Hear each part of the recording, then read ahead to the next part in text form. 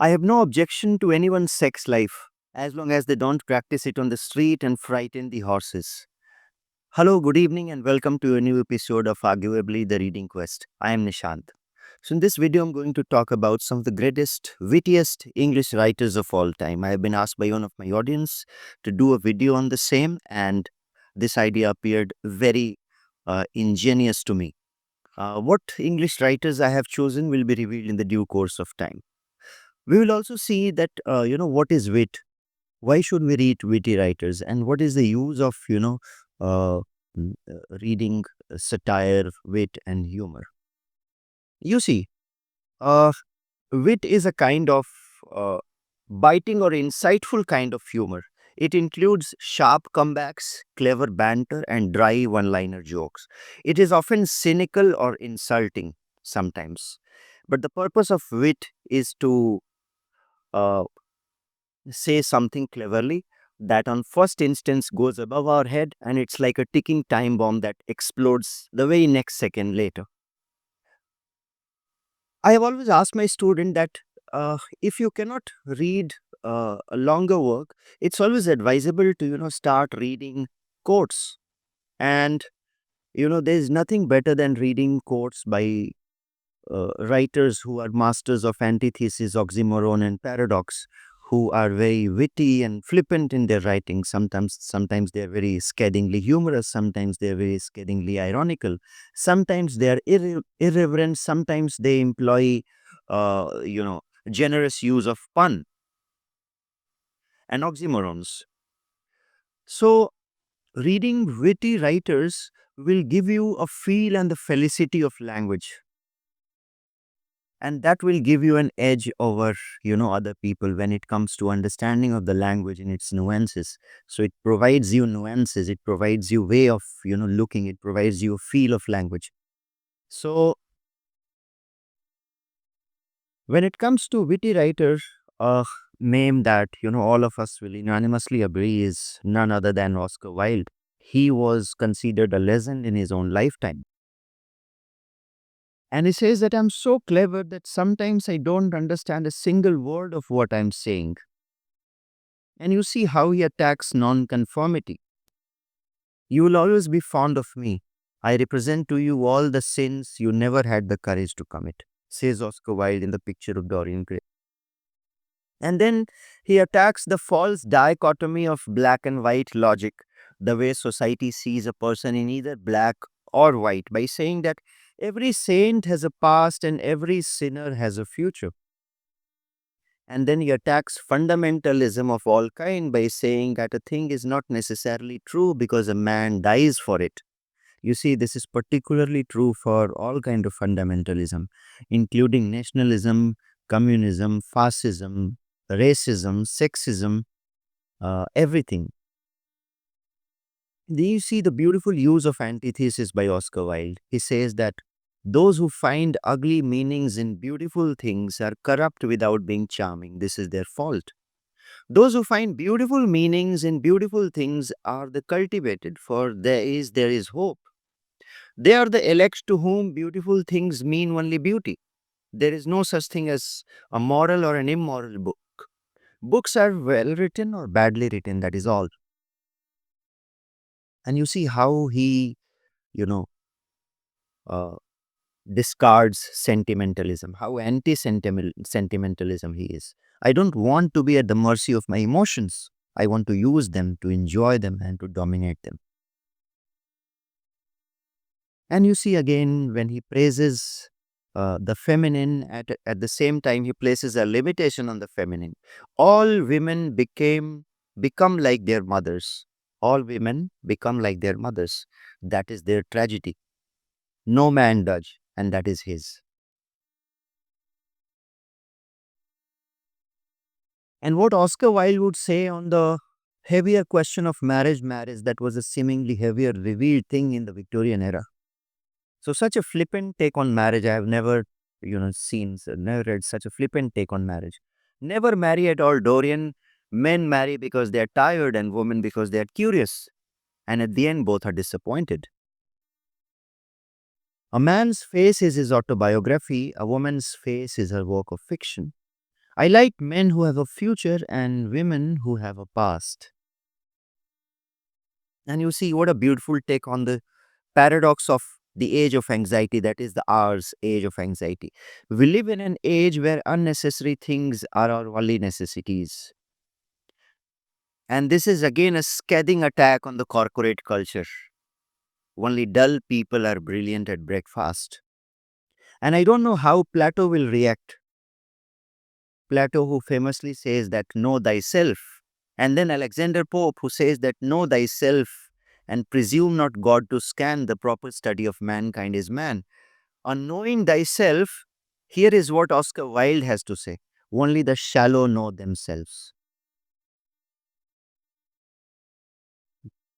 You see, there is a deeper insight into the human soul through his writing. Nothing can cure the soul but the senses, just as nothing can cure the senses but the soul. To get back my youth, I would do anything in the world except take exercise, get up early, or be respectable. And again, you see how Oscar Wilde has connected America and barbarism. How prophetic, how true. America is the only country that went from barbarism to decadence without any civilization in between. And then he has a take on, liberalism. I may not agree with you, but I will defend to the death your right to make a donkey of yourself. And this is again a beautiful take on the nuances of gender. Men always want to be women's first love. That is their clumsy vanity. We women have a more subtle instinct about these things. What women like is to be a man's last romance. Women have much better time than men in this world, for there are far more things forbidden to them. Then again, a man who was a practicing Roman Catholic. In politics, he was a royalist. In philosophy and in ideology, he was a conservative. One of the greatest men writing at the time of Oscar Wilde. A greatest conservative, was Oscar Wilde was quite a liberal one. He was an aesthete, whereas G.K. Chesterton was a conservative. And you see, the arguments of the conservative, how beautifully G.K. Chesterton, argues. And there is an impossibly idealistic paradox when G.K. Chesterton says that to love means loving the unlovable, to forgive means pardoning the unpardonable, faith means believing the unbelievable, and hope means hoping when everything else seems hopeless, says G.K. Chesterton. This is a beautiful, beautiful paradox. And you see, G.K. Chesterton expounds on the limitation of education. Without education, we are in a horrible and deadly danger of taking educated people seriously. And then again, a conservative take on being open minded. Don't be so open minded, else your brain will fall out. And here is again a conservative take on feminism. Feminism is mixed up with a muddled idea that women are free when they serve their employers, but slaves when they help their husbands. Quite a controversial one. I distance myself from this quote, but I found this quote quite irresistible. And then you see how he defines word and its meaning. The word good has many different meanings. Say, for instance, if a man were to shoot his grandmother from a distance of 500 yards, I'll call it a good shot, but not necessarily a good man. So there are many, definitions. There are many meaning of the word good. Angels can fly because they can take themselves lightly. Very insightful quote.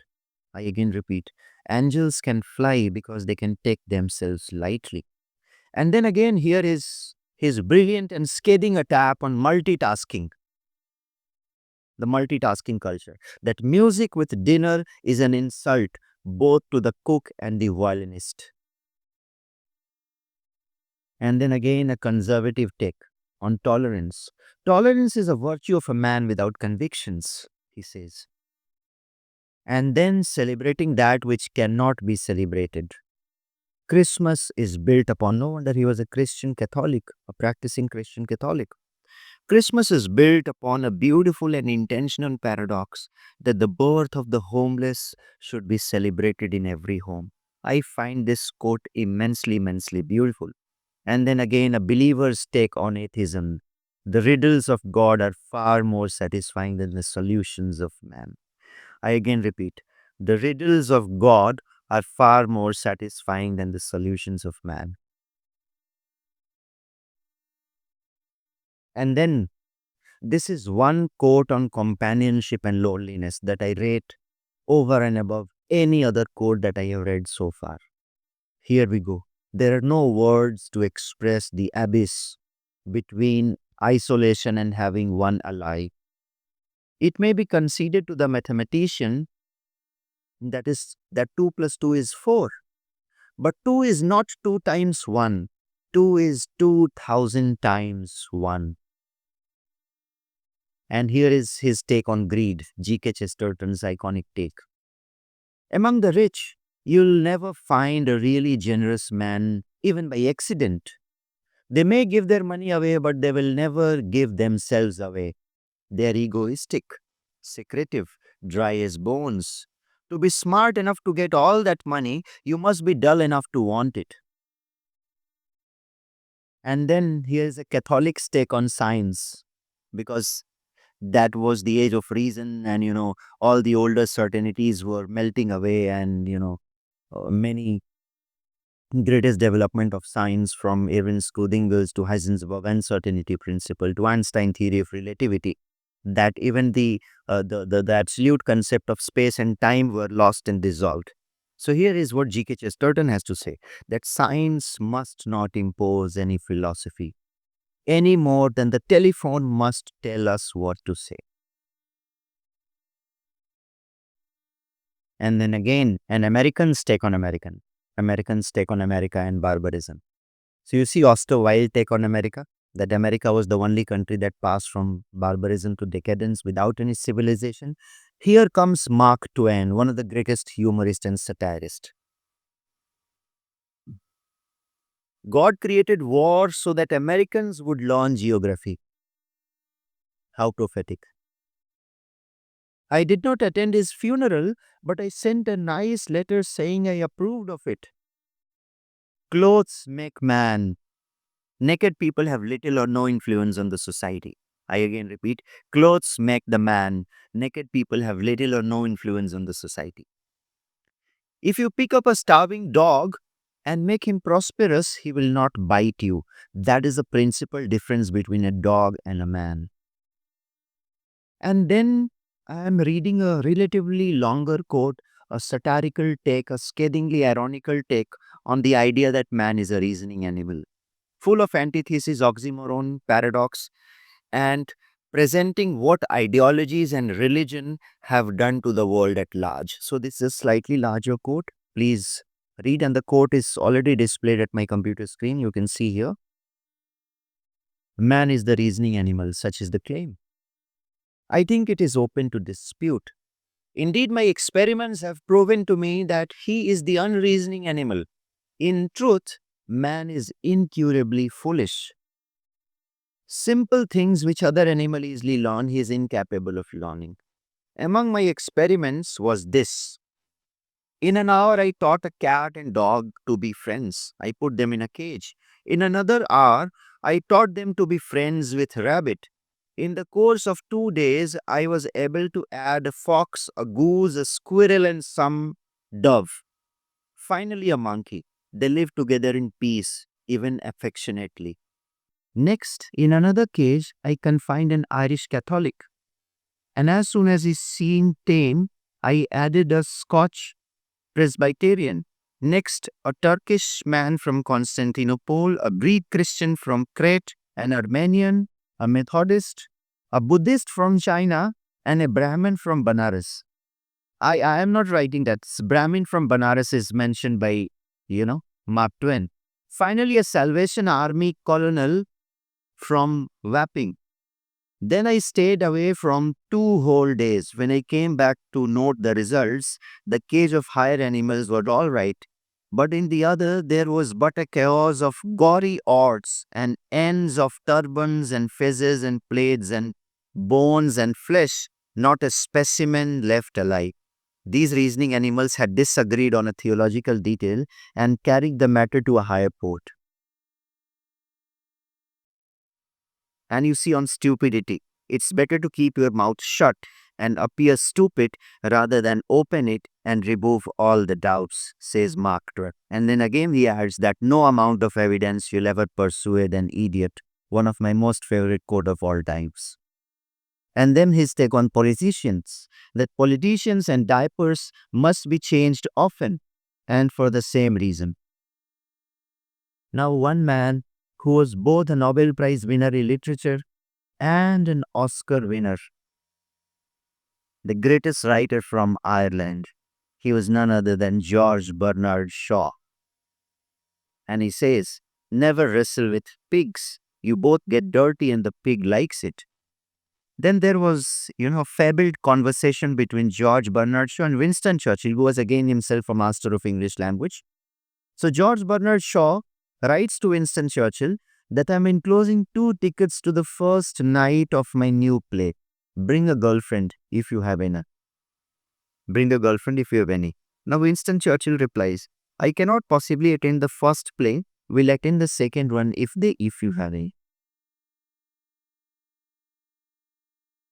And this is what George Bernard Shaw tells on the vanity of politicians. He knows nothing and he thinks that he knows everything. That points clearly to a political career. And this is yet again a rational yet humorous take on the biases that human beings have. The only man who behaved sensibly was my tailor.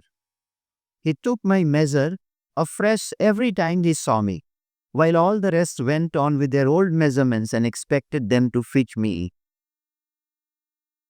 And this is an antithetical take on the believer's theism. The fact that the believer is happier than a skeptic is no more to the point than the fact that a drunken man is happier than a sober man. The happiness of credulity is a cheap and a dangerous quality of happiness, and by no means a necessity of life, says G.B. Shaw. Now, this is a rather longer quote, which I think is very important for you to know. To understand that English is not about learning big and pompous words. It's about knowing the felicity and feel of the language. It's about, seeing, it's about having a, discernible distinction, develop an ease of discernible distinction between two similar meaning words. So you see here how two words are, distinguished by G.B. Shaw. Your friends are the dullest dogs I know. They're not beautiful, they're only decorated. Now see the contrast between beautiful and decorated. They're not clean, they're only shaved and starched. They're not dignified, they're only fashionably dressed. They're not educated, they're only college passmen. They're not religious, they're only pew renters. They're not moral, they're only conventional. They're not victorious, they're only cowardly. They're not even vicious, they're only frail. They're not artistic, they're only lascivious. They're not prosperous, they're only rich. You see the difference between prosperous and rich. They're not loyal, they're only servile. You see the difference between loyal and servile. Not dutiful, only sheepish. Dutiful and sheepish. Not public spirited, only patriotic. Not courageous, only quarrelsome. Not determined, only obstinate. Not masterful, only domineering. Not self-controlled, only obtuse. Not self-respecting, only vain. Not kind, only sentimental. Not social, only gregarious. Not considerate, only polite. Not intelligent, only opinionated. Not progressive, only factious. Not imaginative, only superstitious. Not just, only vindictive. Not generous, only propitiatory. Not disciplined, only cowed. And not truthful at all. Liars, every one of them, to the very backbone of their soul. This is an excerpt from G.B. Shaw's iconic Man and Superman. And then G.B. Shaw's acerbic take on conformity, rigidity of cultural conditioning, and human biases. Forgive him, for he believes that the customs of his tribe are the laws of nature. And then he says that democracy is a device that ensures we shall be governed no better than we deserve.